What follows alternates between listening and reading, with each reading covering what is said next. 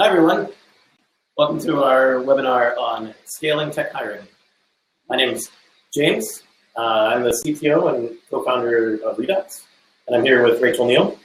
Hi, I'm excited to be here. James and I thought we'd share a little bit about our backgrounds first. Sure, yeah, I'll start. So I've been working at Redox for the past about 2.5 years since we started. Run the technology side of the house here, and then prior to this, worked at a large electronic health record vendor on the technology side as well. Redox, if you're unfamiliar, is a API platform for healthcare interoperability, so we work with a lot of application vendors as well as health systems to exchange data between the different vendors and players within the ecosystem. Hi, and I'm Neill, and I'm the co-founder and CEO of CareX Consulting Group. And CareX is based here in Madison, and we do enterprise staffing solutions for venture-backed startups through large-sized companies and really focus on health tech, project management, and information technology. And I think one of the things that makes us stand out is our founders' backgrounds. So we specialize in the areas that we staff in. I have a background working in talent acquisition and culture. I helped scale Nordic Consulting, which was one of the world's largest epic consulting firms, from over 10 to 900 employees in a 5-year time span, and I've worked with a lot of other startups in the area. Great, so we're just going to run through some sets of questions that we have that we think about as we talk about different options for scaling a technology team in the healthcare space.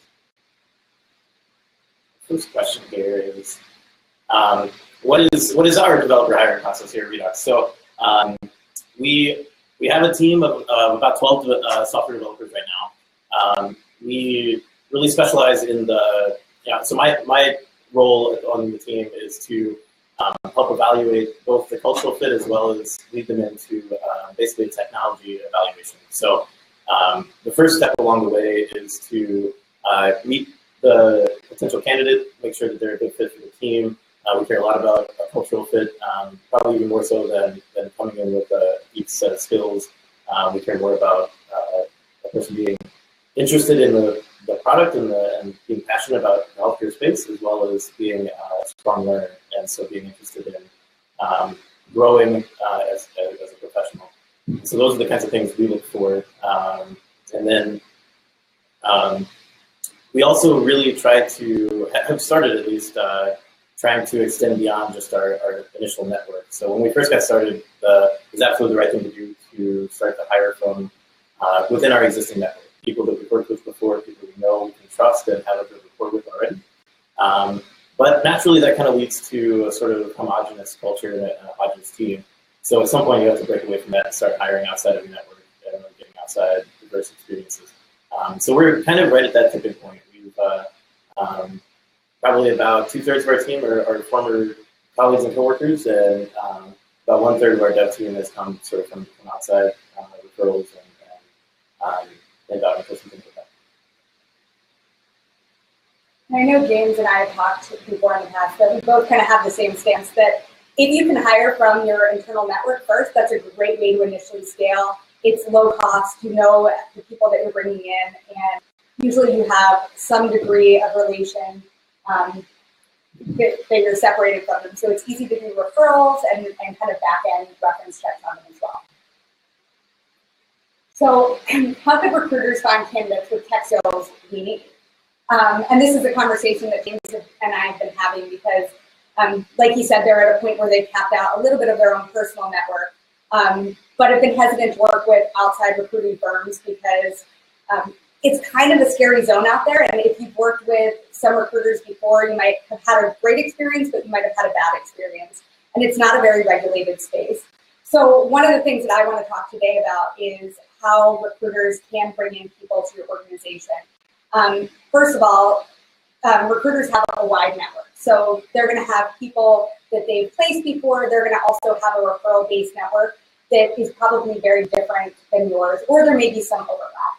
So they're going to be able to reach a little bit deeper when they go actually looking for that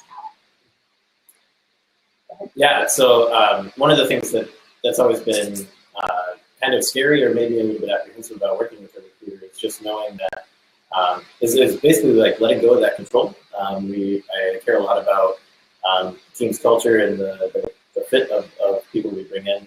And so letting go of that, it requires a lot of trust with the people you work with. And I would say definitely from a selection of working with outside help, you definitely need to expect that they should learn your requirements and learn your culture coming into it. That's an absolute must. Yeah, and I think the cultural piece is key. So we talked about how typically recruiters have a wider network. That's their job all day, every day, is to really find and evaluate talent. So they're going to have a leg up on you sometimes because they've talked to a lot of people with the same skill set that you're looking for. They have an easy time of usually qualifying or disqualifying people. But the cultural piece is, I think, what a lot of staffing firms miss. And it's my opinion that it's so critical to the growth of an organization, especially when it's on the tipping point and starting to scale.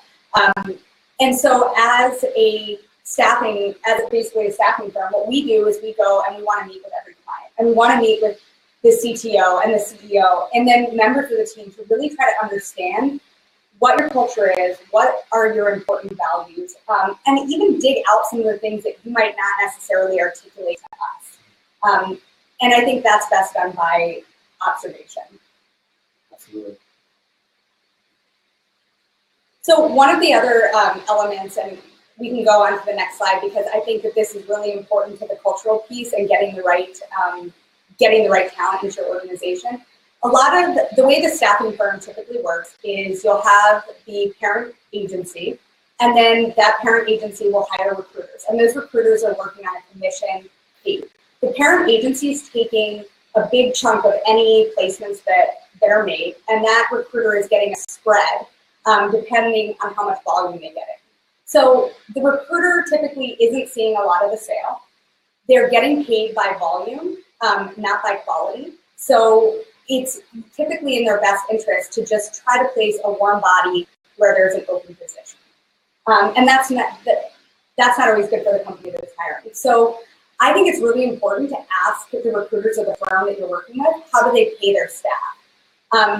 Because it's going to be an important element. Are they just putting somebody into a position to get paid?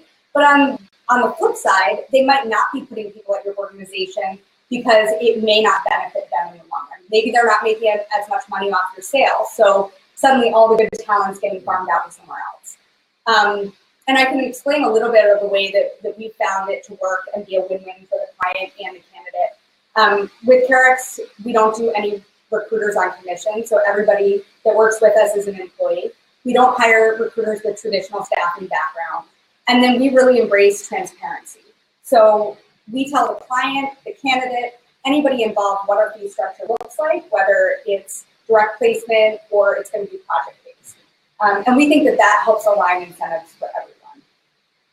Absolutely. I think for a company like ours where, we may not be able to compete quite at the same salary level as super large firms, I think that project level structure makes a lot of sense because as we're trying to align incentives, having a percentage-based fee kind of starts to mess with that a little bit. If you're looking at placing the same person in a $100,000 job versus $200,000 job. If you have one person, you could potentially place it multiple clients. Yeah, and I think making sure that you're working, if you do have to go outside your network for help, make sure that the firm you're working with has the same cultural values that you do. So you want to make sure that the person that you're working with understands your business, they get your culture, they're going to attract people to your organization. And I would almost suggest that some of the smaller companies or startups maybe that have received some funding and now need to scale work with smaller organizations and not big health tech recruiting firms. I think that if you start with the smaller ones, that they're going to have more time to work with you and put more of an emphasis on the cultural component. Yeah. So a question for you, so a little bit off script here, but so you talked a little bit about how you learn about our culture as the employer. How would you learn about the candidates' interests and passions and culture and try to make that match? Yeah, so I think that's where, if possible, the in-person introduction is really key. And you're going to want to ask to probably talk to or at least meet with some of the key people that you would be working with. And you're going to want to ask those hard questions like, how do how do you pay your staff, and what is the volume of customers that you're working with? How many candidates are you typically talking to? What areas do you specialize in? And then I always think it's great if you can try to build a rapport and learn more of those personality traits that might connect you to somebody. Because if you're working with a recruiter who you just can't talk to or don't feel that comfort level with, I think it's going to be harder for you to have an ongoing relationship and find the best talent. Yeah.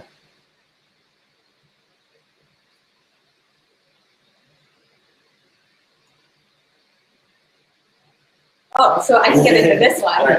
So how do you know if a recruiter's good or not? One of the things that I look for is responsiveness. So it seems like a silly little thing, but you'd be surprised at how many people out there are not responsive. So you want somebody who's going to be checking their emails, they're going to be responding to you quickly. And this is both for the employer and for the candidate. So if you're a candidate and you're looking for a firm to work with, you want to make sure that somebody is going to get back to you, because that's how you're going to build relationships and get the best talent right away. You also want to talk to the recruiter and understand where their passions lie. So kind of what you said, building that rapport, figuring out how they get paid. Yeah, sorry. And then making sure that that they're really excited about the work that you're doing and that they really understand it. You'll probably know right away if somebody is going to be a fit or not, because you're going to feel like you can sit down with them, be open, honest, and really do with them. Yeah, right? yeah, that's right. And so from a technology standpoint, one of the things that we do often from a platform level is we have something called an SLA, or service level agreement, we have with our customers. I'm kind of curious in that responsiveness side of things as a potential client, would it be something that like I should expect from a recruiter, that we work that into our contract to say, if we have an offer, we want to turn that around in less than 48 hours or something like that? Is it something that comes up? Yeah, I mean, I think it's great, and we try to have conversations on both the client side and on the candidate side about responsiveness, because it's a two-way street. So if we're submitting somebody to an opportunity, we expect that as soon as the client reaches out to schedule something with them, or if we reach out, that they're going to respond right away. They're going to show up on time. They're going to be ready to go with their A game. And the same thing from the client. I think what the client doesn't understand is that oftentimes that talent is actively searching for a job, and they're talking to other people, and you can miss out if you're not responsive. And it can if somebody's deciding between your company and another company, they might get a bad taste in their mouth if you don't seem very interested in them. So I think it's a great idea to incorporate it into your SLAs. Yeah, another question that kind of comes up with something we referenced earlier when we were talking about how recruiters get paid. How would you suggest maybe for a smaller company, especially with software developers, where the market, it's really kind of you can kind of get whatever you want to, depending on the kind of job you want as a software developer. How would you suggest that maybe smaller companies who can probably compete on a good culture and on a good team a little bit higher than maybe like can't quite compete on the salary? How would do you have any suggestions for how smaller companies like that could really raise their awareness and get past that initial sort of sticker shock of not quite being able to compete with big companies?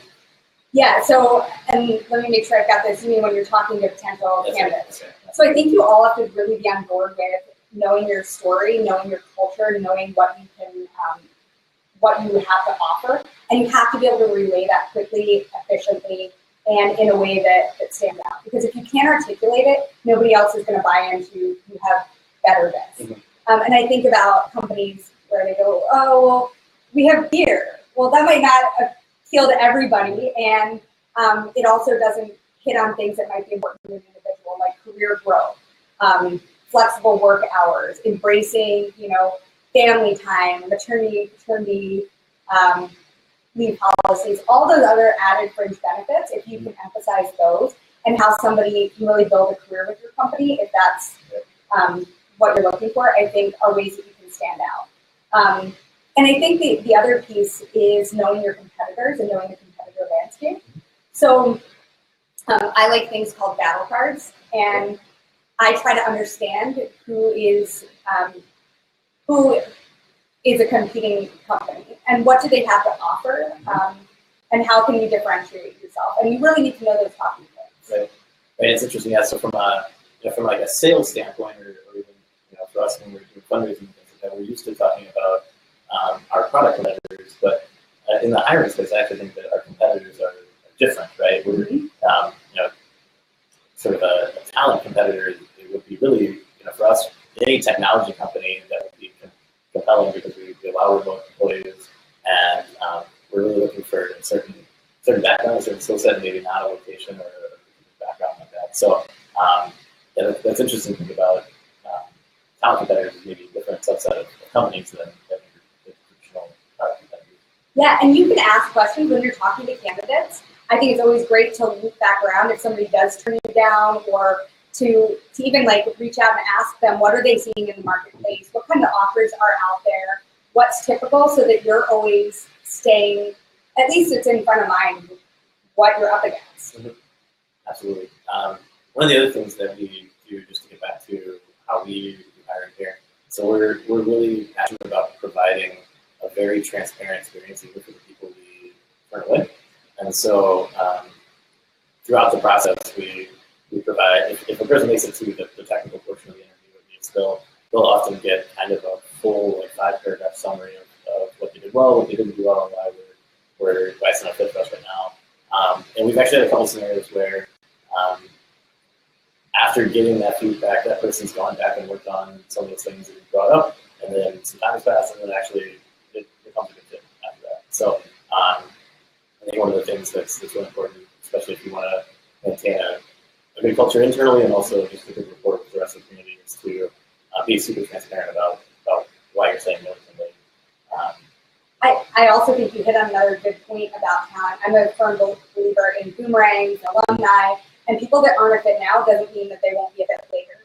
So to your point, if somebody comes in and maybe they're a great cultural fit, but they don't have the technical skills you need now, by doing the hiring process the way you are and letting them know that, you open the door for them to come back in the future. And they might go work at another company, get some really great skills, and end up being a good employee later on.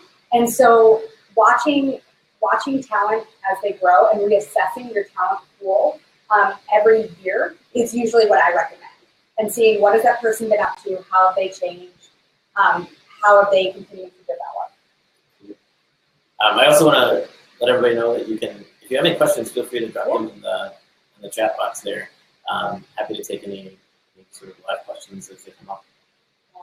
And I think this actually would be a good point. I'm going to hit on the quote that I was reading. So pardon me as I get my notebook. I was reading the Harvard Business Review this past week, and there was an article in there about talent, and the author, Peter Capelli, wrote, "If there is nothing distinct you can offer to set your organization apart, and you don't want to pay enough to buy the talent you prefer, then just like any other shopper, you'll have to start compromising." And I thought that really hit home to me on a couple different fronts, because there are companies that will sometimes see that they want A+ talent, they can't articulate why their culture is different, they don't want to pay them a premium, and then they wonder why they can't attract the right types of people. So I think it ties into kind of what we were talking about, is really like understanding what you have to offer as an organization, what makes you distinct, what stands out about your culture, how you stack up against other people, and then being able to compromise in some areas if you realize that you need to. Yeah, absolutely. Do you have a question? Let's see if we have a question from the audience here. So what do you see in, I can sort of talk about what we do at Redox, but I'd be curious to see what kinds of things you see in terms of those other benefits other than just the kind of salary and potentially, especially startup equity component. So Redox, some of the things that people tend to enjoy are, one, it's a really strong team. So it's a very sort of flat structure. So we don't have, basically a lot of the people that work with us were managers in former jobs and things like that. So we're pretty autonomous that way. We don't do sort of set office hours or any sort of set vacation days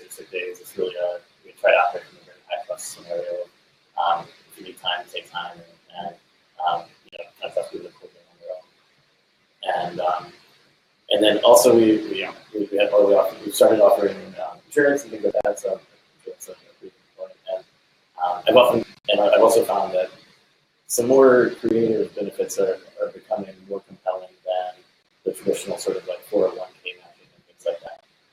For the kinds of folks that we're hiring, I think retirement seems kind of far away. And so there's some other things that people are more interested in. So we do something we call a tech allowance, which is basically we give a lump of money every year to however the person wants to use it to make them more productive or happier. So some people buy those kinds of headphones or a standing desk or whatever it may be. And yeah, I'm curious what you see in the landscape. Yeah, definitely. I think you're hitting on a great point that some of these non-traditional benefits are becoming really big. So the open-ended vacation policies, a high level of trust, autonomy, and the ability to kind of be innovative and grow is, I think, important to a lot of people. And I like to remind companies that don't change your policies because of the 1% of people that violate it.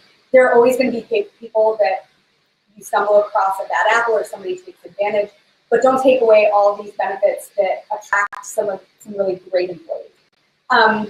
The tech allowance is great, and I believe that there's actually a tax benefit to that, because if it's up to $100 a month, an employee doesn't have to pay tax on a technology stipend. So that can be a benefit to both the candidate and the employer.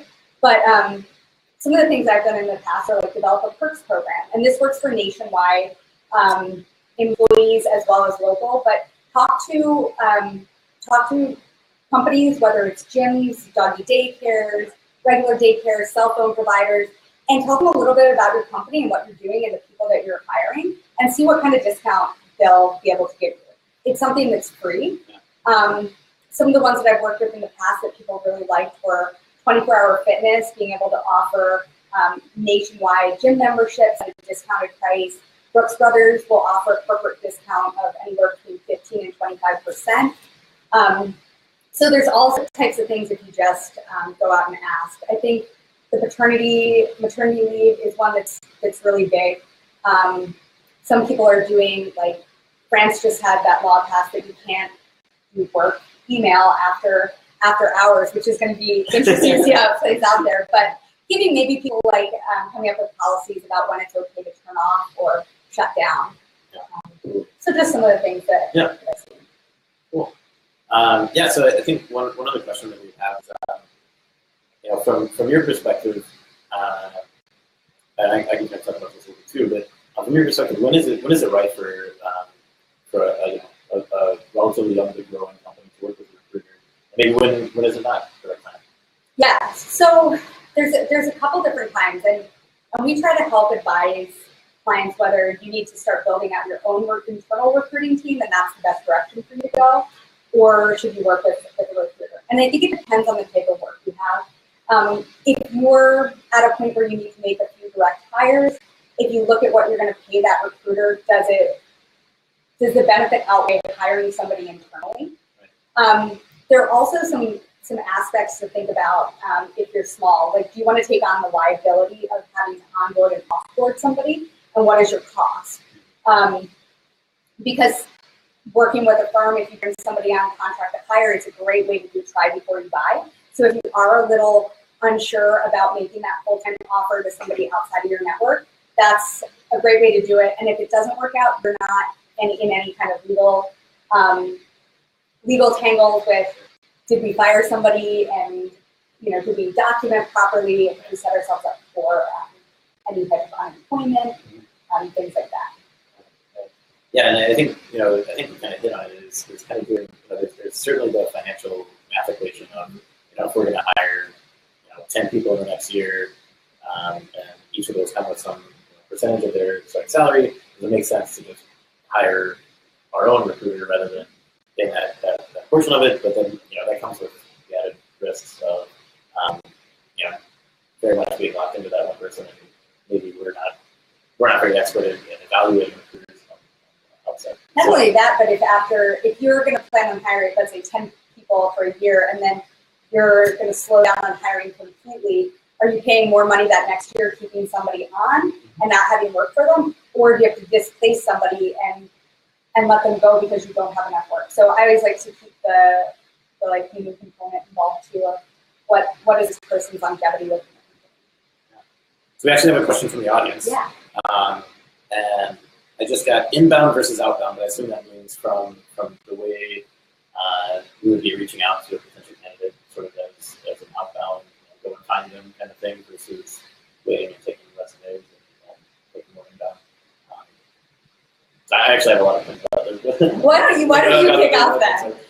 Yeah, so in the software developer community, it's very rare to actually find talented people that are just sitting around looking for jobs. It's almost a rule that if you're getting sent a resume, they may not be a good fit, sort of, onset. And so oftentimes it comes through, it's more of sort of a long sale and relationship building and networking, and then building up that set of people that are potentially expressing some dissatisfaction or potentially looking to shift industries, and then kind of just keeping a little bit of mind share within the overall developer space, so that then you're the place that first conversation can happen with. I find it exceedingly rare that the inbounds are driving the confidence.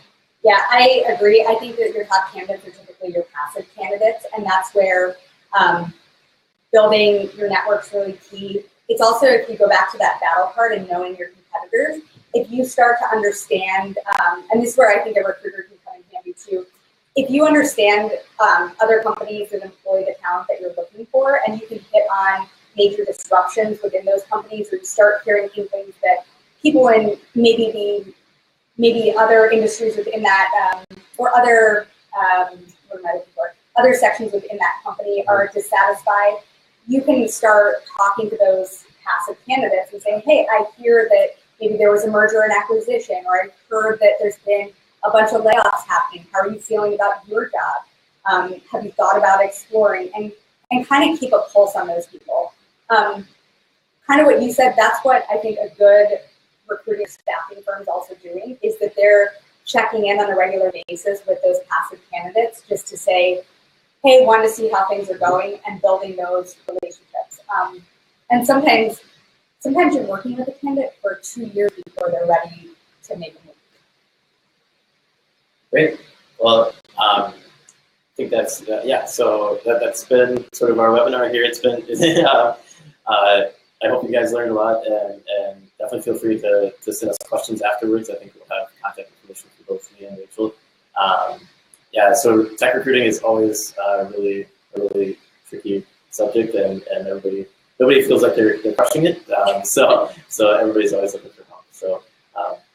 Well, thank you so much, everybody. It's been great actually being able to sit down with somebody technical and do a webinar like this, because I feel like usually you don't get the opportunity to pick the brain of somebody who's doing the technical hiring like this. So thanks, James, for joining me and the webinar. Bye. Bye.